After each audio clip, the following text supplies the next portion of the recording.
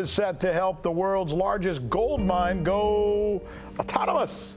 Imagine gold being mined without people actually having to do any of the heavy lifting or heavy labor.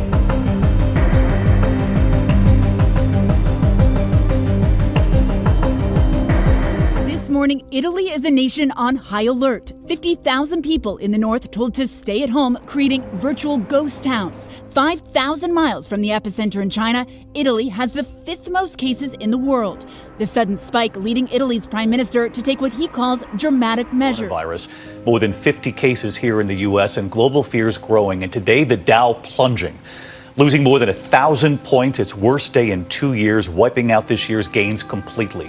Alarm, and now a number of communities saying, do not bring your patients to our hometowns. Fighting an invisible enemy. Tonight, the number of COVID-19 cases in the US climbing to 53 after tests confirm new cases among those former cruise ship passengers. It comes as towns fight plans to move infected patients into isolation in their communities. Frustration boiling over at this city council meeting in Anniston, Alabama. It spreads from here, it's going to spread everywhere else. And a judge in California temporarily blocking the state from using a facility for infected patients in Costa Mesa. I think it's ridiculous. I think it's putting more people at risk. And tonight, Italy, the latest front line in Europe's battle with the virus. 12 now dead in the north of the country, 229 infected. Trains now being inspected at the border with Austria, schools closed in the state of Lombardy, the famed Milan Cathedral now shuttered to tourists, the Venice Carnival cut short, and a stark image for the end of Milan's Fashion Week. Here, Giorgio Armani holding his runway show in an empty theater, models on a darkened catwalk while those in attendance stream the show from a safe distance. Meanwhile, South Korea has now raised its coronavirus alert to the highest level. Its president saying the country faces a grave turning point with 7 dead and nearly 800 confirmed cases. 115 of those cases are linked to one church in the city of Daegu. At least 14 countries now restricting travel from South Korea. And aboard the ill-fated Diamond Princess cruise ship in Japan, a 3rd passenger has now died, an 80-year-old Japanese man. Millions of people this weekend across the northern United States. On Thursday, temperatures fell below zero in the Dakotas, parts of Ohio, Minnesota, and Wisconsin. The extreme cold forced schools and businesses to close throughout the Midwest. As the bitter blast continues eastward, it's expected to cause dangerous conditions throughout the northern plains, the upper Midwest region, and parts of New England. First alert mode here on Eyewitness News at 6 as storms leave incredible damage across the area. Check out this video just into the breaking news center from I-440 in Raleigh. Very little rain and then an absolute downpour. And then watch this. Part of the highway sign above the Beltline comes crashing to the ground. That are happening in Antarctica in this part of the continent are short-term fluctuations or a long-term trend, and it's definitely the latter. But they also, very much like the Canadian fires at the moment, give us a glimpse into the future and how different parts of the world will be in just a few decades' time. And are we just talking a matter of years, a matter of decades now? I mean, or do you think this is reversible in some way? So we've learned a lot about how ice responds to changes in climate just because of this particular part of the planet. At the northern tip of the Antarctic Peninsula, there are a series of ice shelves, and they're really floating extensions of glaciers into the sea. And they've broken away over the past 2 or 3 decades. We didn't think that that was possible until it started to happen. And that's an irreversible process. They won't grow back again for 1,000 years. And this is the first time it's happened in 10,000 years. So this is definitely a signal of dramatic change happening in our lifetimes. In this hour with technology, where Chinese telecom giant Huawei is losing a challenge it made on the U.S. government's ban that prevents other agencies from dealing with the company. I had an exclusive interview yesterday with Andy Purdy, who told you several different issues concerning why they think that America might be targeting them or making them be the target of these types of investigations. Well, Scotty, yes, this is only the first of several lawsuits that Huawei has filed in the United States, and it was initially filed in a Texas court in March back in 2019. A U.S. federal judge in Texas rejected Huawei's challenge that said that a law preventing the company from working with local federal agencies and their contractors was unconstitutional. In Australia is the world's largest gold miner and has just announced that their Boddington operation will become the first autonomous haulage system in an open pit gold mine in the world. Now, to give you an idea just how large they are, Boddington produced almost 800,000 ounces of gold and about 77 million pounds of copper, and that's just in 2018. And the company has announced that the move would be enhancing safety and productivity, and is also expected to extend the mine's life by at least 2 years. So that means that those 2 years could mean billions or more dollars for the company and their investors. In Boddington's driverless Caterpillar fleet will be around $150 million.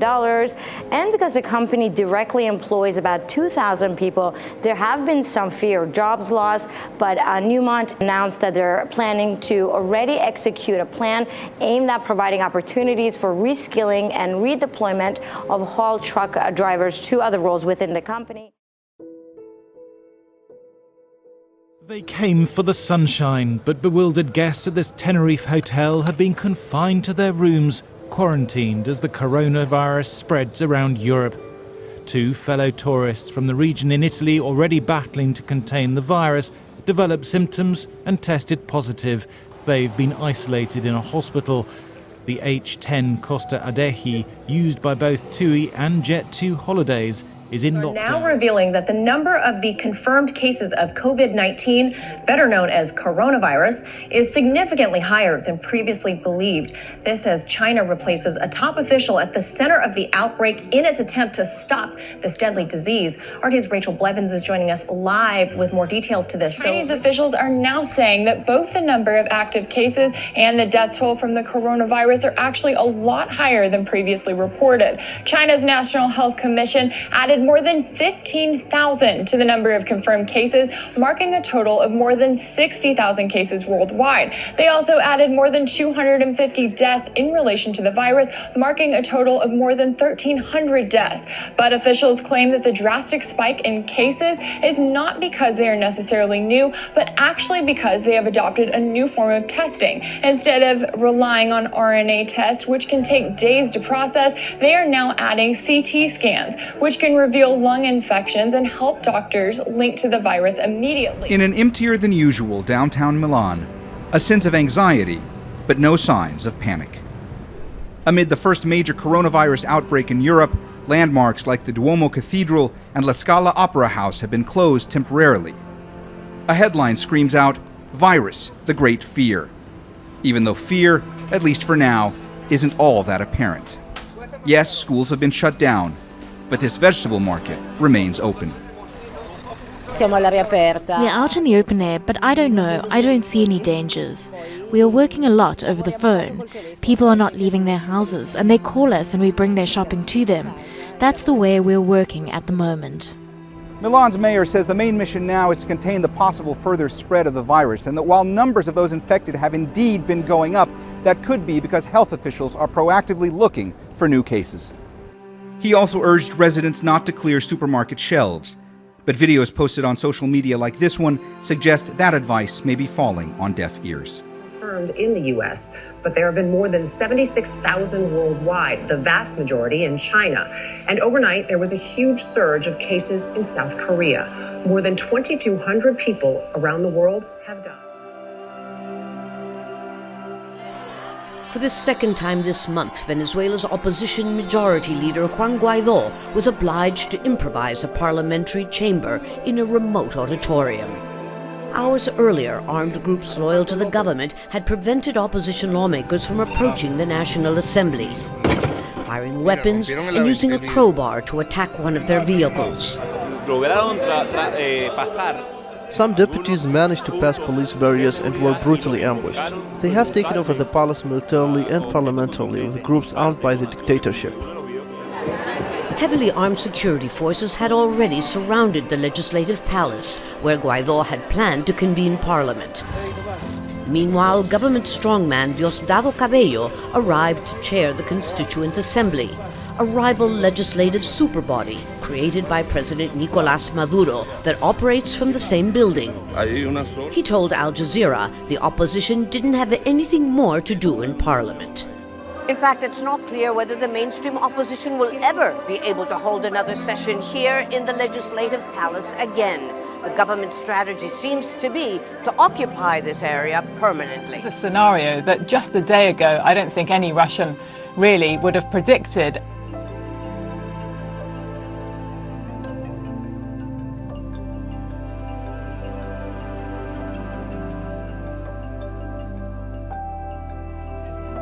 Сегодня ряд политических, общественных объединений ставит вопрос о принятии новой конституции. It has been a weird couple of days in Russian politics, with a big shake-up that seems to be all about solving the biggest political issue here, which is what happens when Vladimir Putin's forced to step down from the presidency in 2024. First, though, this country has a brand new prime minister, the country's chief taxman, who's now been thrust into the political spotlight for the first time, taking over from Dmitry Medvedev. He got a massive vote of support from Parliament, 383 votes in favour, not a single one against. And Mr. Medvedev, for the time being at least, has been sidelined.